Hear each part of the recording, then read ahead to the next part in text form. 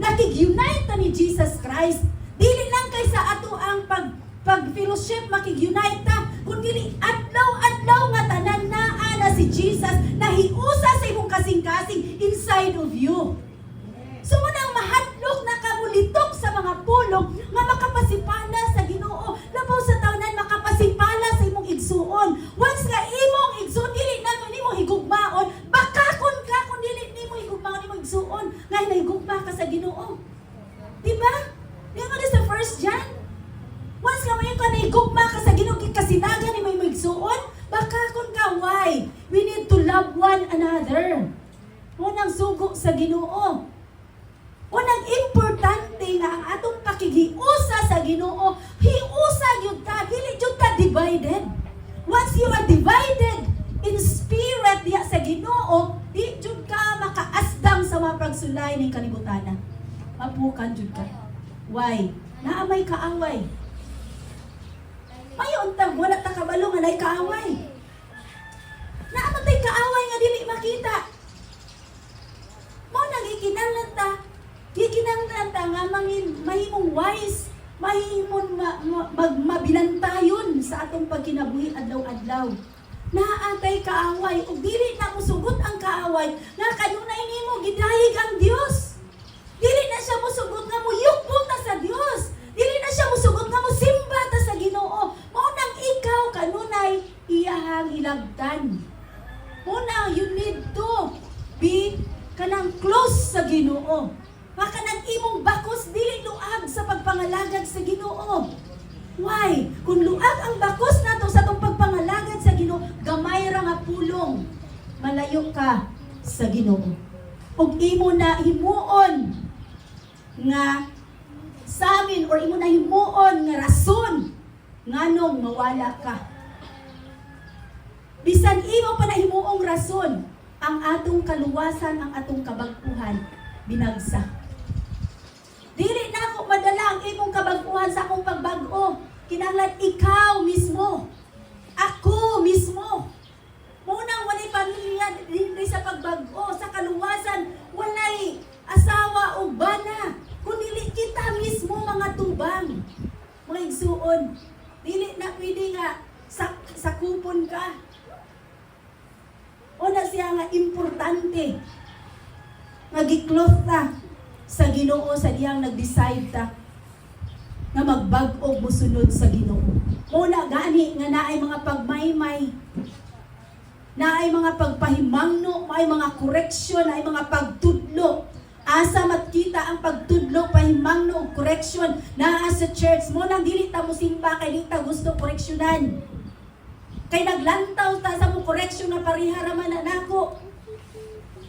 Pariha naman na ako, pariha, mas bright pa man ko anak niya, kay nakahuman kaging aning mo na itong panglantaw. Usahay, dili na ito, dawaton ang pagpahimangno, mga correction, mga pagtudlo, why? Doon kay naglantaw sa taas na nagatudlo, nga dili perfect yung kinabuhi. Din wala man si Lord nag-ingon nga mulantaw ta sa tao, nag-ingon si Lord na look into Jesus. Nga mo'y perfecto, nga mo'y tag-iya sa kaluwasan. Kapag tag-iya sa tanan.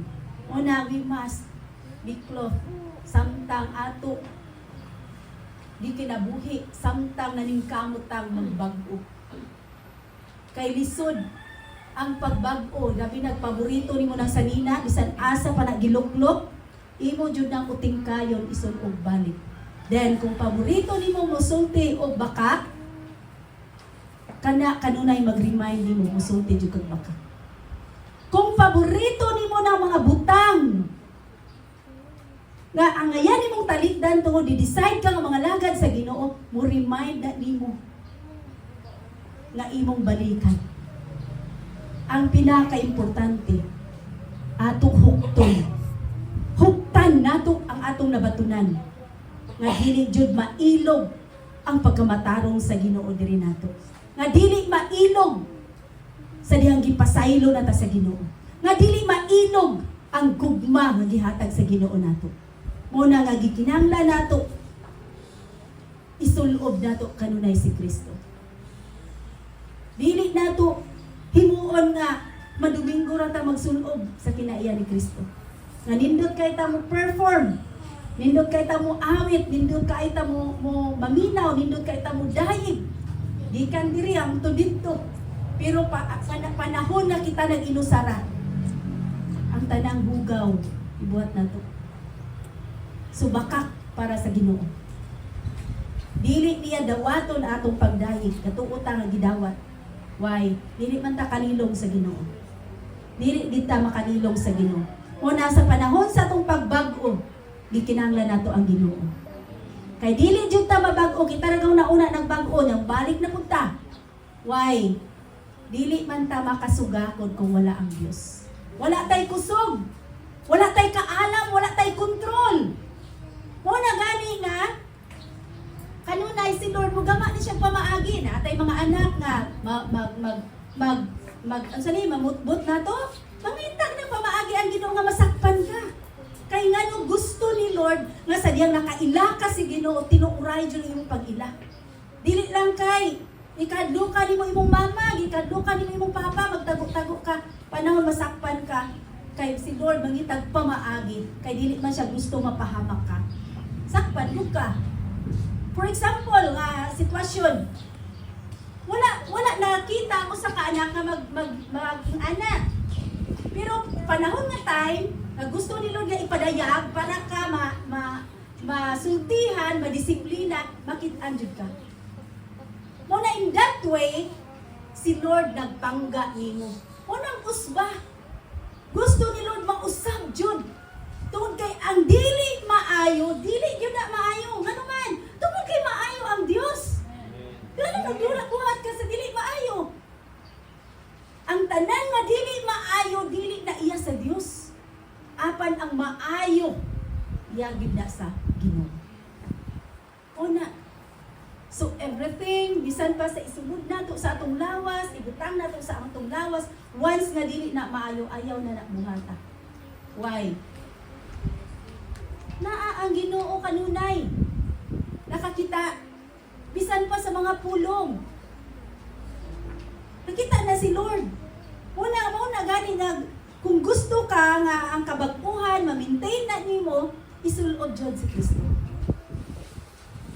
Matod pa sa testimony nga ang hasog gid siya maayo. Tud kay naaman si Jesus sulod siya kasing-kasing. Usahay ang atong una-una, gauna-una tag maayo pero sa Ginoo dili day maayo mo na hasulon jud ta aron nga ma-revive. Tud kay ang pulong sa Ginoo pausab sa atong dagan sa atong pagkinabuhi. Una mo so number 2. Ngano gikinahanglan nato mga igsuon nga iklot nga isulob si Kristo sa atong kinabuhi. Ikaduha, mga igsuon, gikinahanglan nato si Kristo karon. Karon, samtang nangalagad ka. Tun kay ang kaluwasan naa adlaw-adlaw. Sa diyang naa na nimo ang kaluwasan, once na mo talikod ka, dili na mabalik. Naa ang kaluwasan, na dire. Sa diyang maulong na siya. Balik pa na? Ang kaluwasan kausara. Ngano kausara ang kaluwasan? Kausara si Jesus nagpakamatay dito sa krus sa Kalbaryo. Mo nang kausara, mo nang imo jud nang huptan pag-ayo. Imo na siya gunitan pag-ayo. Basigaw na una ta nga, pag man ako pasaylo, mga idol pag ko pasaylo. Karon dili ko musimba ko dito ko karon sunod Domingo, sunod bulan. Bisan wala ta nagsimba, ato huktan ang pagkamaayo ni Kristo. Ato isulob si Kristo sa kanunay. Tun kay dili batakan nga magsimba ta kada Domingo. Ang batakan ana din na adlaw-adlaw kung giunsa nato si Kristo pag kinabuhi.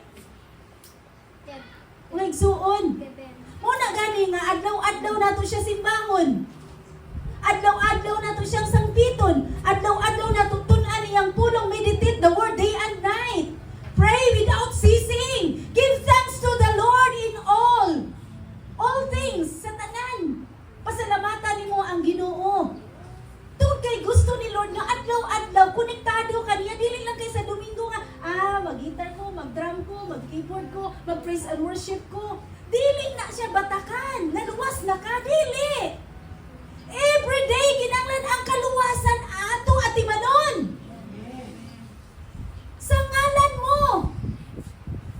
Ikaw ang kaluwasan.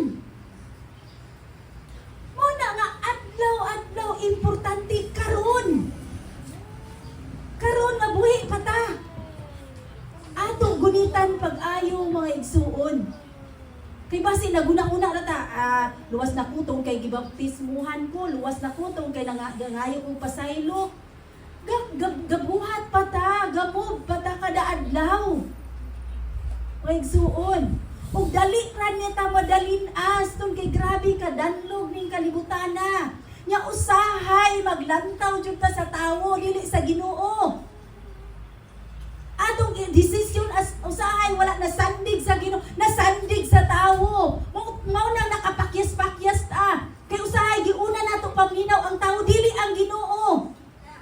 Nga igsuon mao na siya nga importante nga ato isulob si Kristo karon kada adlaw. Kay karon ug malahi na pud sumayo na pud ka karon. So imo inumduman kada adlaw. Muna nga we need the Lord Jesus.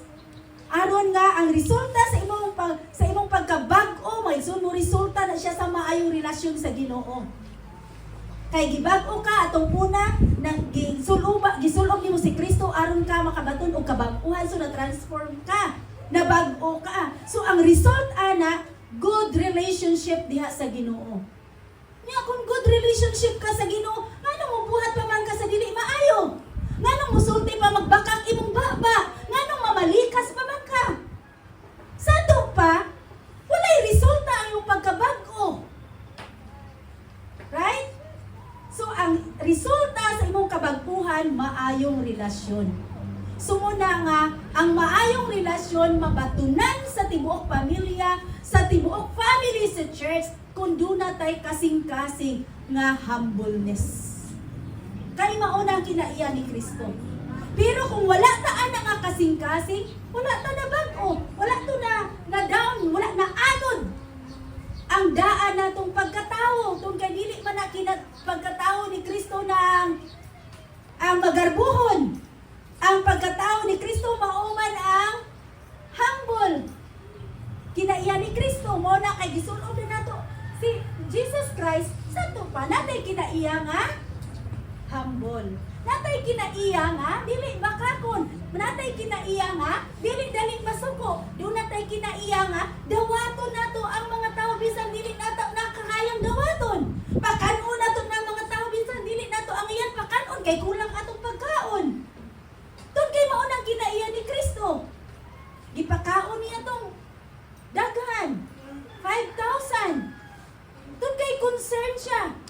Kita na ba tay concern nga nadulong pa lang, naguna-una na taong ano man, wala mga na ako ginbitar, ano pa kanuna na ako. Dili na kinaiya ni Kristo. O sa diyang nagbago ka, gitusmaw ka dito sa dagat. Gibili na to nimo tanan. Mo nang magkinto na ta sa adlaw-adlaw natong lihok. Magkinto ta. Dili ta magkinto nako, pastora. Di magkinto ni pastor. Magkinto ta tong kay ang Ginoo kanunay nagtutok nato. Kung tinuod ba ka nga anak niya? Susunod sa Born to Praise TV channel. Tay kaaway, ug dili na mo sugot ang kaaway, nga kanunay nimo gidayeg ang Dios.